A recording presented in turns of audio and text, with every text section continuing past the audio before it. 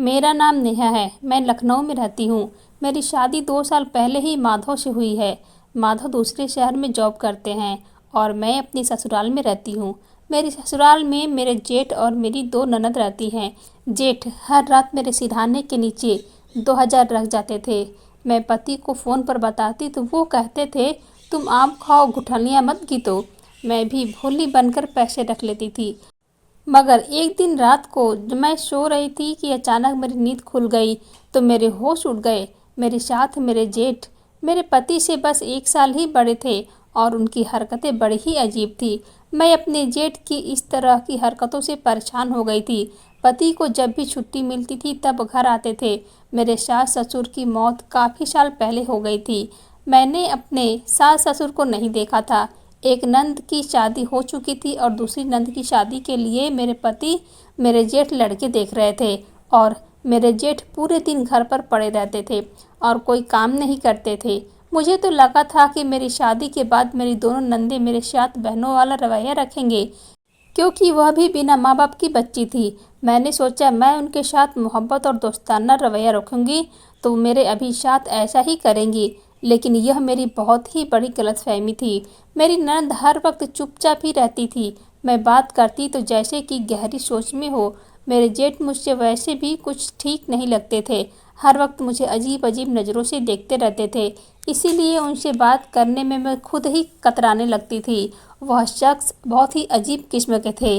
ज़्यादा वक्त अपने कमरे में ही गुजारते थे, लेकिन जब भी मैं झाड़ू लगा रही होती थी तो मेरे सामने खड़े हो जाते थे। मेरी नंद किसी काम को हाथ नहीं लगाती थी, इसीलिए सारा काम मेरे सर पर ही था। मैं किचन में बर्तन धो रही थी कि मुझे यूँ महसूस हुआ कि मेरे बिल्कुल पीछे कोई खड़ा है और दीवार से जाकर लग गई। उस वक्त किचन में मेरे और जेठ के अलावा और कोई नहीं था। वह किचन से बाहर जाता मुझे देखकर मुस्कुराने लगा। कहने लगा कि नेहा, कुछ चाहिए तो मुझसे कह देना, शर्माना मत। ये क्या था? मुझे अपनी जेठ की हरकत बहुत ही बुरी लगी थी। मैंने सोचा कि मैं अपनी पति से इनकी शिकायत लगाऊंगी। भला यह भी कोई बात हुई? किचन में क्या काम था? रात को मैंने फ़ोन पर पति को बताई कि मुझे बिल्कुल भी अच्छी नहीं लगती। मैं माधव को जेठ जी की सारी हरकतें बता दी तो कहने लगे कि तुम गलत सोच रही हो। अगर उन्होंने तुम्हें यह कहा तो तुम्हें तो उनकी बात मान लेनी चाहिए कि ज़रूरत हो तो तुम भाई को कह दो और तुम्हें ला दिया करेंगे। इसमें बुरा मानने वाली कोई बात नहीं है। यह सब सुनकर मैं हैरान हो गई थी। छोटी ननद राधा थी। उसकी मिजाज में बेहद परेशान थी। मैं रात को अपने कमरे में आकर सोती थी। गहरी नींद में भी होती थी कि ऑटो की आवाज़ मुझे सुनाई दे जाती थी या मैं दिमागी तौर पर जागी हुई होती थी। अभी ऐसी ही सोच में घूमती रही कि जब मुझे लगा कि मेरे कमरे का दरवाज़ा बड़ी ही धीरे से खुला हो और कदमों की आवाज़ करीब आई हो। मैं नींद में थी, इसीलिए मैंने आंखें नहीं खोली, लेकिन मुझे यूँ लगा कि मेरे तकिए के नीचे किसी ने हाथ दिया हो।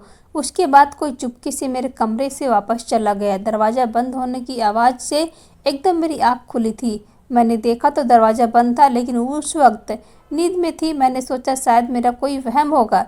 जब सुबह मेरी आँख खुली और मैं अपने बेड की चादर बिछाने के लिए तकिया उठाने लगी तो तकिए के नीचे 2000 का नोट मिला। यह देखकर मुझे रात का सारा किस्सा याद आने लगा। मुझे अब अपने जेठ पर जितना भी गुस्सा आता उतना ही कम था। ननद मेरे कमरे में आने को तैयार नहीं होती थी और ना ही बात करती थी। एक अपनी ही दुनिया में जिसमें वह मगन रहती थी, तो जाहिर है कि यह काम जेठ ने ही किया होगा। वह होते कौन थे मेरे कमरे में आने वाले? सुबह के टाइम उस वक्त मेरे जेठ बाहर लॉन्च में बैठे हुए थे। मैं अपने जेठ के पास गई और 2000 का नोट दिखाइए। मैंने कहा कि यह आपकी हरकत है। मेरे गुस्से से भरी आवाज़ को सुनकर वह कुछ अजीब नज़रों से मुझे देखने लगे, लेकिन उन्होंने यह साबित कर दिया कि यह काम उनका है। उन्होंने हाँ में सिर हिलाया और कहने लगे कि जी हाँ। मैंने कहा, आपकी हिम्मत कैसी हुई रात के वक्त मेरे कमरे का दरवाज़ा खोलकर अंदर आने की? मेरे ऊंचे और तेज लहजे को सुनकर राधा किचन से बाहर आई। यह सुनकर तो मेरे जेठ की रंगत उड़ गई थी। कहने लगे, मैं तो आपसे पूछता ही रहता हूँ कि आपको किसी भी चीज़ की ज़रूरत हो तो आप मुझे बता दें, लेकिन आप तो कुछ कहती नहीं। मैंने सोचा कि आपके तकिए के नीचे पैसे रख देता हूँ, अगर आपको कोई चीज़ लेनी होगी तो ले लेना। वह यूँ तो आराम से नॉर्मल लहजे में बात कर रहे थे, जैसे कोई बात ही ना हो। मैंने कहा ना तो मुझे आपसे कुछ चाहिए, और दूसरी बात, अगर आपको इतना ही शौक है, आप पैसे मुझे दिन के वक्त भी तो दे सकते हो। या भला क्या हरकत है कि रात के वक्त मेरे कमरे में दाखिल होते हो और मेरे तकिए के नीचे पैसे रखकर चले जाना। या कोई तकिया नहीं है? राधा ने जब मेरा सख्त लम्हा सुना तो अपने भाई को बुरा भला कहने की बजाय मुझे ही कहने लगी, देख लिया तुमने इस लड़की के तेवर। मैं तो तुमसे पहले ही मना करती थी कि इसके मुंह मत लगाओ। तुम्हें ही पड़ी हुई थी कि देख लिया भाभी का रियलिटी। मैं तो जानती थी कि अगर कोई गैर औरत हमारे घर में आएगी तो हम तीनों में फूट डाल देगी। दीदी का क्या, दीदी तो अपना ससुराल में है। मेरा और क्या, मेरी भी आज न कल शादी हो जाएगी। लेकिन देख लेना, तुम्हें घर से निकलवा देगी। दर दर के ठोकरे खाओगे। मत दिया करो इसको पैसे। मैं तो राधा की बात सुनकर अजीब ही सोच में रह गई थी। फिर वह कहने लगी कि मैं चाय बना रही हूँ, तुम्हारे लिए भी बना देती हूँ। चाय भी बनाकर देने वाली नहीं है। यह कहकर राधा किचन में चली गई और मैं हक्का बक्का उसे देखते रह गई। इतनी बदतमीज थी वह। अपने भाई की घटिया हरकत पर उसे रोकने की बजाय मुझे यूं भला बुरा कह रही थी। मैंने भी थोड़ी देर में खुद के लिए चाय बनाई और सबके लिए नाश्ता भी बनाया, लेकिन मैं किसी से भी नहीं कहा कि नाश्ता कर लो। नाश्ता करने के बाद मैं अपने कमरे में आ गई। दोपहर को बाहर से राधा की चिल्लाने की आवाज़ आ रही थी। वह साथ साथ किचन में कुछ बना रही थी और साथ में कुछ बातें सुना रही थी। वह कह रही थी कि अभी 2 साल ही हुए हैं इसकी शादी को, और इसने अपने रंग भी दिखाने शुरू कर दिए हैं। और इतने पैसे लगाकर हमने अपने भाई की शादी इसीलिए थोड़ी की थी कि नवाबजादी जरा सी बात पर कमरे में बैठे, मैं यहाँ किचन में काम करूँ। मैं दिल में सोच रही थी कि मुझे नहीं पता था कि उसकी इतनी लंबी जुबान भी हो सकती है। आज रात को माधव घर आए तो वह बहुत ही गुस्से में थे। शायद राधा उनके कान भर चुकी थी। वह बिना बताए ही आ गए थे और मैं खाने के लिए कुछ भी नहीं बनाया था। जब माधव आया तो मैं भी कमरे से बाहर आ गई। डाइनिंग टेबल पर राधा ने बड़ी बिगड़े हुए मूड के साथ खाना लगाया था। माधव बैठकर खाना खाने लगे। जेठ भी बैठ गया, लेकिन जैसे ही मैं बैठने लगी राधा कहने लगी कि उठो यहाँ से और अपने लिए खुद खाना बनाओ। मैं यहाँ तुम्हारे बाप की नौकरानी नहीं हूँ कि तुम्हारे सामने टेबल सजाऊं। यह सुनकर माधव ने उसे रोक दिया और कहने लगे कि राधा, यह क्या बदतमीजी है। वह कहने लगी कि तुम बस चुप ही रहो। मुझे पता था कि तुम अपनी बीवी की जुबान में बोलोगे। तुम्हें ये नज़र नहीं आता कि उसने सुबह कितनी बदतमीजी की है अधरों के साथ। न जाने कौन कौन से घटिया इल्ज़ाम लगाने तो तुली है। इसीलिए तो मैं तो उसके नखरे नहीं उठाने वाली हूँ। उसे भूख लगी हो तो अपने लिए खुद खाना पका सकती है, लेकिन मेरे हाथ का पका हुआ वह नहीं खाएगी। माधव उसे कहने लगे कि क्या बात हुई थी और तुमने इतने में ही कौन सा तमाशा लगाना शुरू कर दिया था। सास ससुर की तुम्हारे ऊपर जिम्मेदारी नहीं है और ना ही घर पर इतना कोई ज़्यादा काम काज है कि तुम यूं ही उल्टी सीधी हरकत पर उतर जाओ। नेहा, माधव ने तो मेरी बात सुनने बगैर ही मेरी बेइज्जती कर दी थी। मैंने कहा कि पहले आप मेरी बात तो सुन लो, मेरी इतनी बेइज्जती कर चुके हो। जेठ जी रात के अंधेरे में मेरे कमरे में आते हैं। इन्हें पैसे देने का इतना ही शौक है तो दिन में भी तो दे सकते हैं, और मैं इनसे पैसे मांगती भी नहीं हूँ। फिर वह बिना वजह मेरे कमरे में क्या करने आते हैं। मेरी बात सुनकर माथा यूं बोले कि जैसे वह कोई बड़ी बात ही ना हो। कहने लगी कि बस इतनी सी बात तुम्हें इतना बड़ा तमाशा लगाया। अरे भाई तो राधा के कमरे में भी यूं ही चला जाता है, तकिया के नीचे कभी कभी पैसे रख देता है।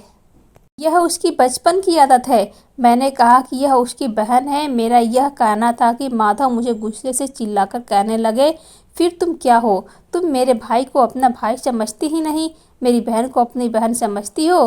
तुम्हें यहाँ पर कौन से रिश्ते निभाने आई हो? मेरे दोनों भाई बहन मेरी जिम्मेदारी हैं। मैं अपने भाई बहन को तुम्हारी खातिर नहीं छोड़ सकता हूँ। अपना अगर तुमने मेरे बहन भाई को अपना बहन भाई समझा होता तो तुम्हें यह बात इतनी बुरी नहीं लगती जितनी अब लग रही है। यह कहकर बिना खाना खाए माधव उठकर कमरे में चले गए। मैं भी उठकर कमरे में चली गई। उनका मूड खराब था। मैंने भी हाथ जोड़कर उनसे माफ़ी मांगी थी। वह कहने लगे कि माफ़ी तो तुम्हें अधरों से मांगो, क्योंकि तुमने उसका दिल दुखाया है। उसने तुम्हें छोटी बहन समझकर ही तुम्हारे तकिए के नीचे पैसे रखे थे। बहरहाल मेरे लिए मुश्किल, लेकिन मैं भी अधरों से सॉरी कह दिया था।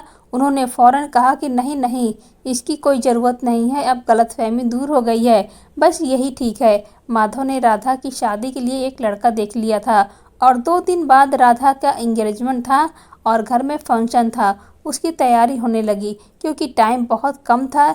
मेरी बड़ी नंद भी अपने ससुराल से आ गई थी और आज एंगेजमेंट का दिन भी आ गया था। सब लोग सुबह से तैयार होने में लगे हुए थे। सभी बहुत खुश थे। दोपहर तक लड़के वाले आ गए थे। लड़का काफ़ी स्मार्ट था और अमेरिका में जॉब करता था। सब बहुत अच्छे से हो गया था और लड़के वाले वापस चले गए थे। कुछ दिन रुककर मेरी बड़ी नंद और मेरे पति भी चले गए। जब तक मेरे पति घर पर थे तब तक मेरे जेठ कमरे में पैसे नहीं रखने आते थे, लेकिन उनके जाने के बाद ही जैसे जेठ जी ने यह सिलसिला शुरू कर दिया था, वह अक्सर मेरे तकिए के नीचे 2000 का नोट रख जाते थे, जो मुझे बिल्कुल भी पसंद नहीं था। मैं अपने कमरे का दरवाज़ा लॉक करके सोई थी, लेकिन शायद जेठ जी के पास कमरे की चाबी मौजूद थी, इसीलिए वह कमरे में दाखिल हो जाते थे। लेकिन उस रात मैंने कमरे की कुंडी लगा दी। मैं नहीं चाहती थी कि वह मेरे कमरे में दाखिल हो। अगली सुबह जो चीज़ मैंने देखी उसे देखकर मुझे अजीब से सोच में डाल दिया था। लॉन्च में मेरे जेठ बड़े गुस्से में बैठे हुए थे। शायद रात को कमरे में आए थे, लेकिन कुंडी की वजह से दरवाज़ा नहीं खुला मिला। अगर उनका मिजाज नॉर्मल होता तो मैं इस बात पर मेरा दरवाज़ा उन्होंने बंद देखा तो वापस चले गए। उसमें गुस्सा आने वाली तो कोई बात ही नहीं थी, लेकिन वह मुझे यूं मुड़कर देख रहे थे कि जैसे ना जाने मुझे क्या कर डालेंगे। मैं उन्हें नज़रअंदाज किया और किचन में नाश्ता बनाने लगी। बेदिली से मैंने अपने जेठ को नाश्ता बनाकर दे दिया और अपना नाश्ता लेकर अपने कमरे में चली गई। कमरे के बराबर में ही राधा का कमरा था, जहाँ मैं मुझे चिल्लाने की आवाज़ आ रही थी। शायद वह अपने मंगेतर से किसी बात पर लड़ने लगी थी, क्योंकि वह उससे यही कह रही थी कि मैं तुम्हारे घर के सिवाय तुम्हारे और किसी की भी जिम्मेदारी नहीं संभालूंगी, क्योंकि मेरी भाभी भी मेरे भाई की जिम्मेदारी संभालती हैं। अगर तुम यह समझ रहे हो कि तुम मुझे शादी के बाद अपने घर वालों की नौकरानी बनाकर रखोगे, तो मैं ऐसा कुछ भी नहीं करूँगी। मुझे तो यह समझ नहीं आता था कि वह इस तरह से बदतमीज लड़की क्यों है। क्या मुझे तो अपने जेठ की बात भी समझ में नहीं आती। वह किस्म किस्म का इंसान है। शायद मेरे सास ससुर ने अपने बच्चों की परवरिश अच्छे से नहीं की थी। उन्हें रिश्ते के लिहाज रखना नहीं सिखाया था, सिर्फ लड़ना झगड़ना सिखाया था। शायद तीनों अपने माँ बाप के मौत के बाद ऐसे हो गए थे। एक मेरी बड़ी नंद थी, सिर्फ अच्छी थी। उनका हाल जो भी था मेरी समझ से बाहर था। नाश्ता कर और दौड़कर मेरे जेठ जी भी किचन में आ गए, लेकिन कहने लगे, रात को आपने कमरे का दरवाज़ा क्यों बंद किया था? क्या आपको मुझसे परेशानी है? मुझ पर शक है या मेरे चरित्र पर शक है? मैंने उन्हें कोई भी जवाब नहीं दिया और चुपचाप बर्तन धोने लगी। वह मेरे सामने आकर खड़े हो गए। कहने लगे कि मैं आपसे कब से कुछ पूछ रहा हूँ। मैंने कहा कि मैं आपके किसी भी सवाल का जवाब नहीं देना चाहती हूँ और ना ही आपसे मुझे पैसे देने की कोई ज़रूरत है। बात रही आपकी हरकतों की, तो मुझे कि मेरे सोते हुए कोई भी मेरे कमरे में आए तो चाहे जिस भी मकसद से आए, यह तो गलत है। मेरी बात सुनकर वहाँ से बाहर चले गए। इस बात पर जब माधव वापस आए तो उनके सामने राधा ने धमाका फोड़ दिया था कि वह अपना रिश्ता खत्म कर चुकी है। वह प्रिंस से शादी नहीं करेगी। यह सुना था कि माधव को गुस्सा आने लगा। कहने लगे कि चौथी एंगेजमेंट है जो तुम तोड़ रही हो। राधा, तुम्हारे साथ मसला क्या है? यह सारी जिंदगी घर पर बैठने का इरादा है? माधव ने गुस्से से यह कहा। वह कहने लगी कि तुम्हारे सर पर नहीं बैठी हूँ।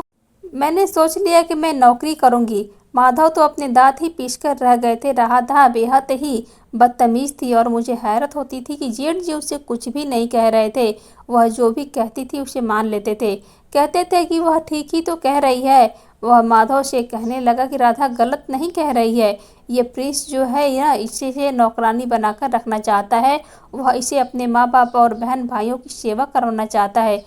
घर के सारे काम यही करेगी, कोई नौकरानी थोड़ी है। उससे तुम बात करो। अगर वह राधा को अपने साथ अमेरिका ले जाए फिर तो ठीक है, वरना तुम रिश्ता तोड़ दो। यह सुनाकर माधव कहने लगे कि रिश्ता होना और तोड़ देना तुम लोगों के लिए मजाक है। पहले भी 3 रिश्ते इसी वजह से टूटे थे। मैं बड़ी मुश्किल से प्रिंस के घर वालों से पहले ही कह चुके थे कि राधा शादी के बाद प्रिंस के साथ अमेरिका नहीं जाएगी। अगर राधा को इतराज़ था तो उस वक्त ही कहती, जब उसकी 1 महीने बाद शादी है। तो राधा ने खुद रिश्ता तोड़ दिया। यह क्या तरीका है? यह कहना था कि राधा फूट पड़ी। कहने लगी कि मैं जानती हो कि तुम किसकी जुबान बोल रहे हो? यह जो मासूम बनी बैठी है ना तुम्हारी बीबी, यह सब तुम्हारे कान में उसने भरा है। सारा जहर घोल के रख दिया है तुम्हारे कानों में मेरे खिलाफ। मैं तो उसकी बात सुनकर हैरान रह गई थी। मुझे तो किसी बात का पता भी नहीं है, तो यह भी मालूम नहीं था कि वह खुद ही अपनी मंगनी का रिश्ता तोड़ चुकी है। ना ही माधव ने मुझे अपने बहन भाई की कोई बात की थी, लेकिन बिना वजह कहने लगे कि मैं अपनी बीवी को औकात में रखा हुआ हूँ। मैं उससे तुम लोगों की बातें नहीं करता, और तुम भी इतनी बड़ी नहीं हो कि तुम अपने रिश्ते खुद ही तोड़ दो। लेकिन राधा कहने लगी कि मैं उसके घर में नहीं रहूँगी, मुझे उसके साथ अमेरिका जाना है, और अगर इस बात पर वह तैयार नहीं होता है तो मैं शादी नहीं करूँगी। अपने कमरे में चली गई। लेकिन जेठ भी कहने लगे कि तुम राधा पर जोर जबरदस्ती नहीं कर सकते हो, तुम ज़्यादा उसकी तरफदारी मत करो। इस तरह से वह कभी भी अपना घर नहीं बसा सकेगी। जेठ जी माधव की बात समझे बगैर अपने कमरे में चले गए। लेकिन मुझे जेठ की बात ठीक नहीं लग रही थी। मैं जब माधव से इस बात की वजह पूछी तो वह कहने लगे कि जब माँ बाप हाथ सर पर ना हो तो बहन भाई अपनी मनमानी करने लगते हैं। वह शुरू से ही माँ बाप के लाडले हैं थे, और वह समझदार लड़का है। माधव बहुत ही परेशान थे। मैंने सोचा कि मुझे इस बात पर कोई हल निकालना चाहिए। मैंने यह बात महसूस की थी कि राधा माधव से ज़्यादा जेठ जी की बात मानती थी। मैंने जेठ जी से बात करने का फैसला किया। जब माधव घर से चले गए तब जेठ के तकिए के नीचे पैसे रखे, और मैं फौरन से उठ बैठी और मोबाइल की लाइट जला दी। मुझे जागते देखकर वह कुछ अजीब से हो गए थे। शायद उन्हें लगा कि मैं उन पर चीखूंगी, चिल्लाऊंगी, लेकिन मैंने ऐसा कुछ भी नहीं किया। मैंने कहा कि मुझे आपसे कोई बहुत ज़रूरी बात करनी है। मुझे पैसे देने की बजाय अब राधा को समझाओ। वह आपकी बात मानती है, उसका घर बसने दो, उसे समझाओ, जिंदगी को समझे ताकि हंसती खेलती रहे। मैं इस तरह से सारे काम करती हूँ, खाना भी बनाती हूँ। बस मैं एक दिन खाना नहीं बनाया तो राधा को कितना बुरा लगा था। आपको भी बुरा लगा था, क्योंकि आपकी हरकत बिल्कुल भी सही नहीं थी। लेकिन फिर भी मैंने आपकी बात बर्दाश्त करने की कोशिश की, क्योंकि मुझे माधव के साथ घर बसाना था। आपकी बहन को समझौता करना पड़ेगा, तभी वह ज़िंदगी गुजार सकेगी। अगर आप उसे समझाओगे तो ज़रूर समझेगी। मेरी बात खामोशी से सुनकर जेठ जी कमरे से बाहर चले गए। उसके बाद मैं राधा के रवैये में बहुत ही फ़र्क देखा था। राधा शायद उस रोज यह बात समझ गई थी, इसीलिए उसने शादी से इनकार नहीं किया। कुछ महीने में ही विदाई होकर प्रिंस के साथ वह चली गई। उसकी शादी पर ही मैंने अपनी जेठ से कहा कि आप शादी कर लीजिए। पहले माधव और मेरी शादी हो गई थी, क्योंकि जेठ जी शादी करने के लिए तैयार नहीं थे। उन्होंने माधव से कहा कि तुम शादी कर लो, मुझे नहीं करनी है शादी। लेकिन अब उन्होंने भी शादी कर ली है। घर को बचाने के लिए समझदारी से काम लेना पड़ता है। आज बात से जेठ जी को मेरे कमरे में पैसे रखने का मशवरा भी खत्म। राधा ने जेठ जी को मेरे कमरे में पैसे रखने को कहा था, ताकि माधव को मेरे खिलाफ कर सके और मेरा भी घर खराब कर दे। वह समझती थी कि मैं भी कुछ ऐसी ही सोच रखती हूँ कि उसकी बहन भाइयों के साथ। लेकिन राधा को और जेठ जी को दोनों को अपनी शादी के बाद सुधर गए थे। अब हम सब अपनी ज़िंदगी में बहुत खुश हैं। दोस्तों, आपको कहानी अच्छी लगी हो तो वीडियो को लाइक और चैनल को सब्सक्राइब कर देना।